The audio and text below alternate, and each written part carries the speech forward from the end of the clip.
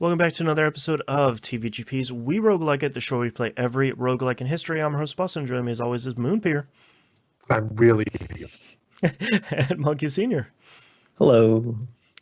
We are starting. I didn't even start with our platforms. We'll do that in here in a second. We're talking about Spelunky this week. We're playing the not Spelunky Classic, but Spelunky. I'm playing that on the PlayStation 5. Moon, what about you? Xbox Series X, and well, I should say Xbox Series X through Xbox 360 backwards compatibility, which I'll have a story about that one today. Okay. And also, it's commonly referred to as Spelunky HD, by the way. Spelunky HD. Okay, I will use that. I did not know that. And Monkey, where are you playing this on? I'm also playing on the Series X. Okay. Well, Moon, why don't we start with your potentially catastrophic tale of backwards compatibility woes? Okay, so easy, it's easy enough. You download the game, you hit the game launches. It's for those of you who are on the PlayStation side of the video game family.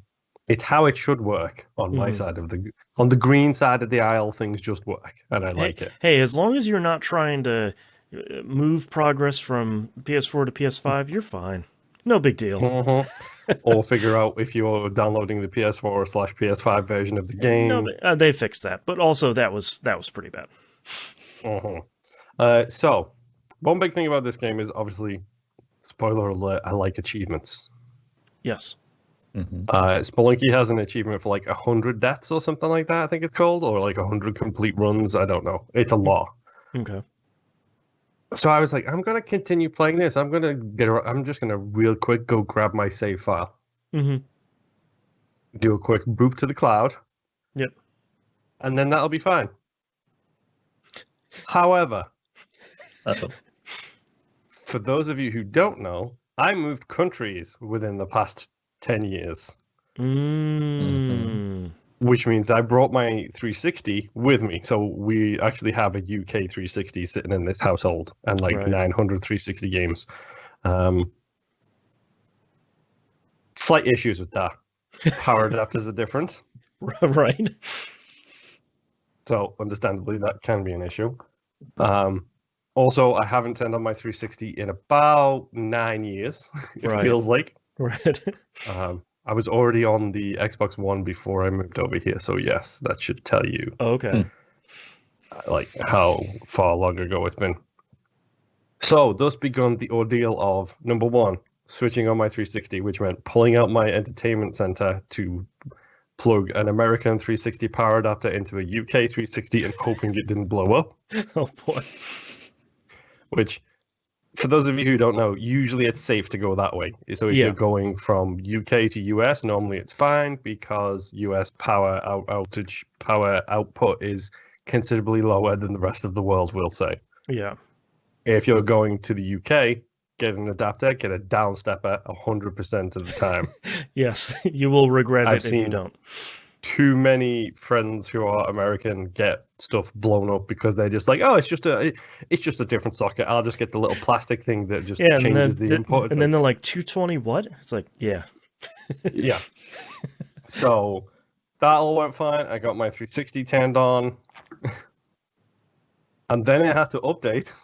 Oh no. Takes like 3 hours. A lot of updates. Oh boy. And it's the 360, which means it's update. Wait, you still need to update again. Wait, you still need to update again. We only have 15 more. And then because it's been so long since I've signed in on my 360, I needed to put my email address and password in. Oh boy. I have two-factor authentication turned on. With specific Microsoft products, you need to use the Authenticator app to get the password for it. Right. And your password can't be too long, which is hilarious that that's a problem, by the way. Yes. Your password is too long. That doesn't exist these days. So then I had to turn off two-factor authentication, log into my Microsoft account, turn that off, log back into the 360, let it continue to update, and finally get myself logged in.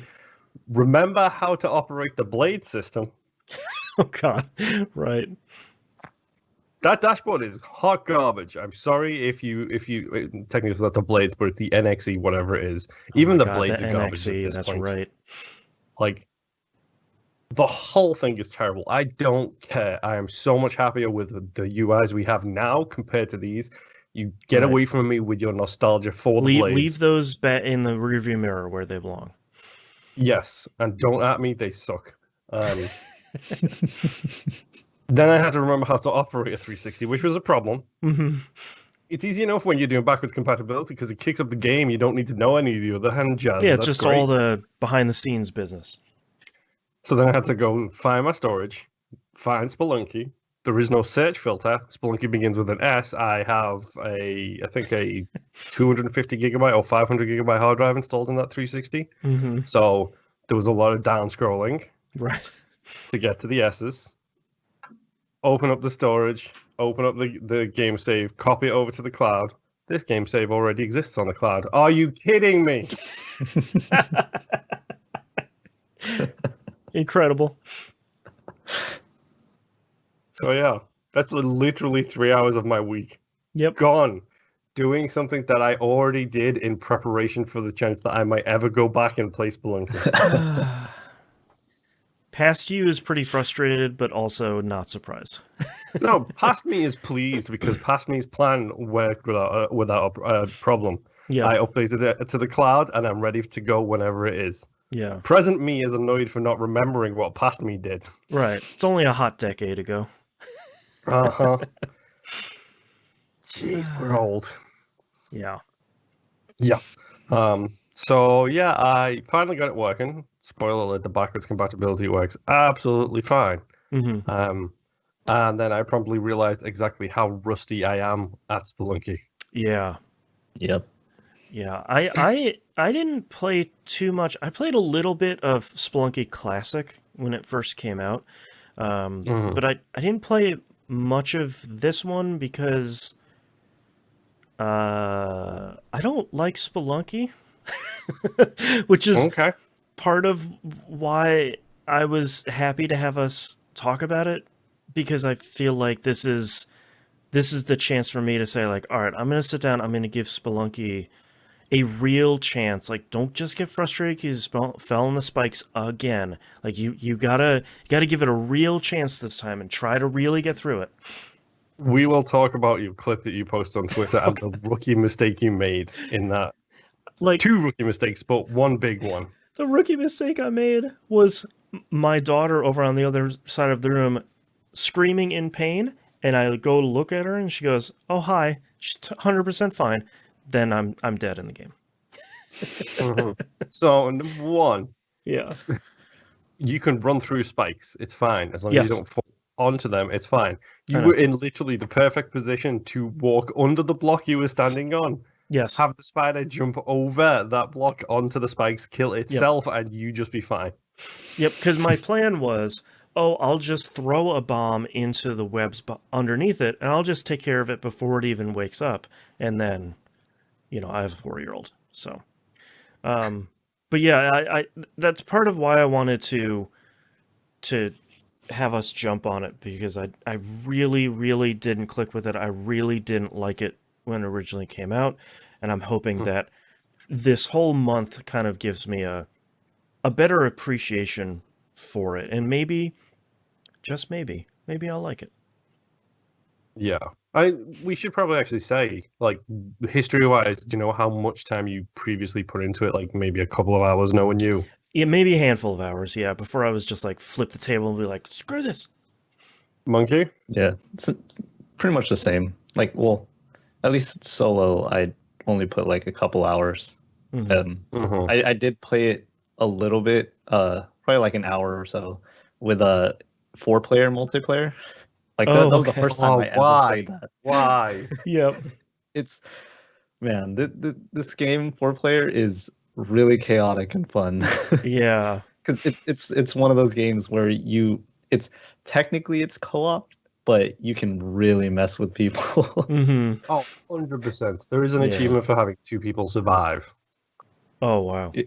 Yeah. When we played 4-player, like, we not one run did we get to the second floor without at least one person dying. Yeah. Most of the time, 3 people died, and then one person goes on. One person dodging the ghosts. Yeah. So yeah, I probably put too many hours into this game. Back when Patrick Klepek was doing the Spelunky daily runs for Giant Bomb. Right. I fell deep into the rabbit hole at that point. Like, I actually picked it up because I think this might have been XBLA game. I believe so, yeah. With the Summer of Arcade. Yep. I think it was one of those, and at the time I was buying them all because, generally speaking, they were usually pretty solid. And I think they were releasing like 4 to 6 a summer. Maybe like every other week they would release one. And it was a real big deal that these big downloadable games, because this game was a big hit. Like Braid, Super Meat Boy, this game, like there was this big resurgence of huge indie hits on XBLA. Mm-hmm. Well, it came out July 4th, 2012 on Xbox, so that would be right in there with the Summer of Arcade kind of time frame. Yep. Yeah, I got deep into it at that point. Like, I know all of the secrets. Executing secrets is a completely different thing, especially executing the secrets now and remembering the secrets now make it about 50 times harder. I was trying to remember where I had gotten all this osmosis knowledge of Spelunky from, and as soon as you said Patrick Klepek on Giant Bomb, I was like, right, I watched every single one of those videos, and now I have like all of this kind of fuzzy knowledge from a decade ago where it's like, all right, I can do this. Oh yeah, I can do that. Oh right, these things do this. It's like, okay, all right, cool. I'm picking some of the basics up here again. Yeah, and rule number 1. I'm guessing you remember rule number 1. It's the ABC of Spelunky. I don't remember them. Yeah. Always be carrying. That's right. That is true. And don't forget you can whip the gold and send that off a cliff. You can whip the gold. You can hit bats by turning your back to them. If they're coming in at a 45-degree angle, you can use bat tech. Yep. Mm-hmm. We're such nerds, and that's absolutely fine. It is, yeah.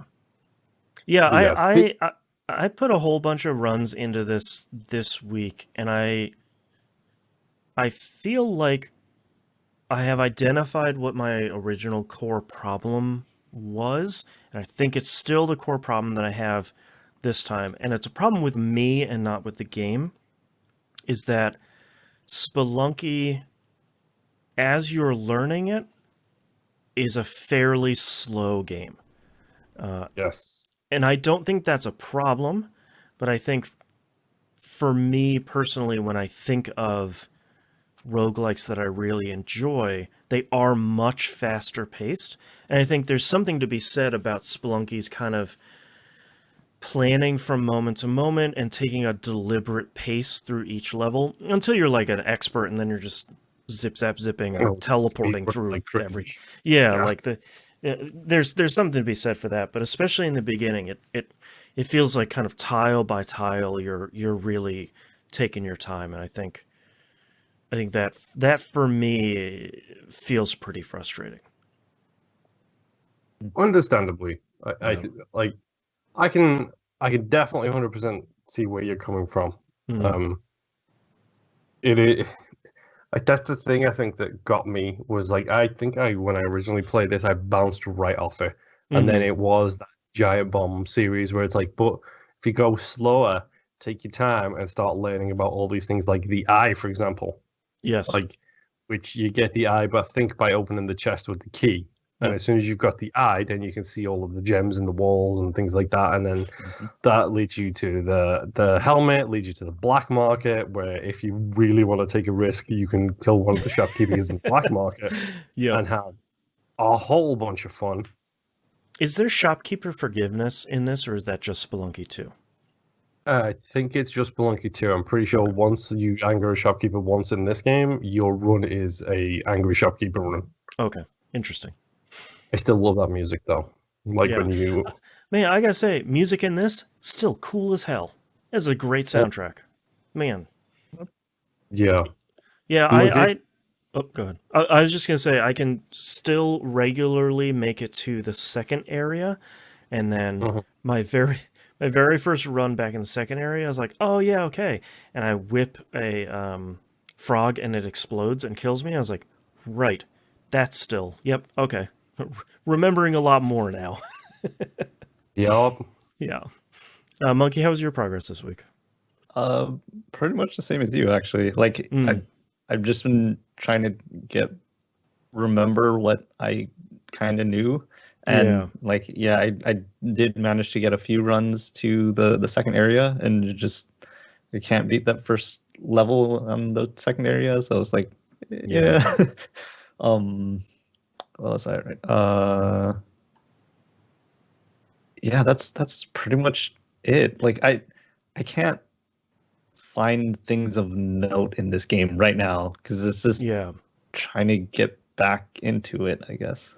Also, compared to Spelunky 2, the first area, like those first 4 or whatever levels, are just like barren with enemies and stuff. Like Spelunky 2's first areas are way more populous, and it's interesting because Kali's altar exists in the first area, but there feels like there's very few, other than the shopkeeper, there feels like there's very few things to sacrifice to her via the altar.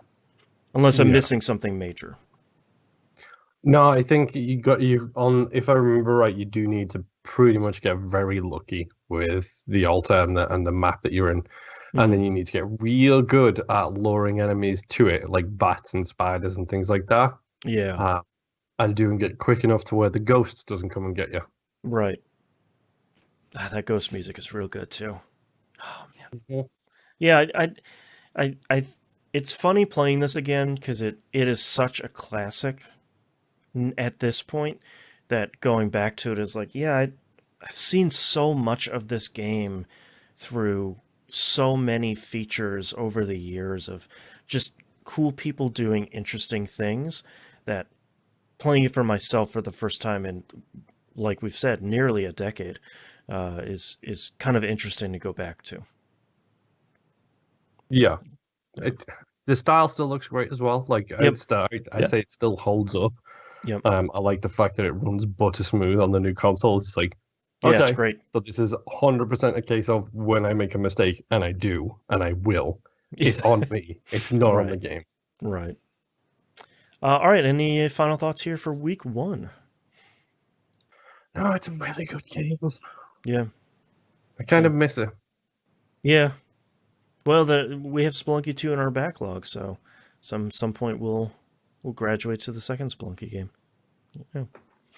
All right. Thank you very much, everyone, for listening. We'll see you all next run. Bye. Bye. Bye.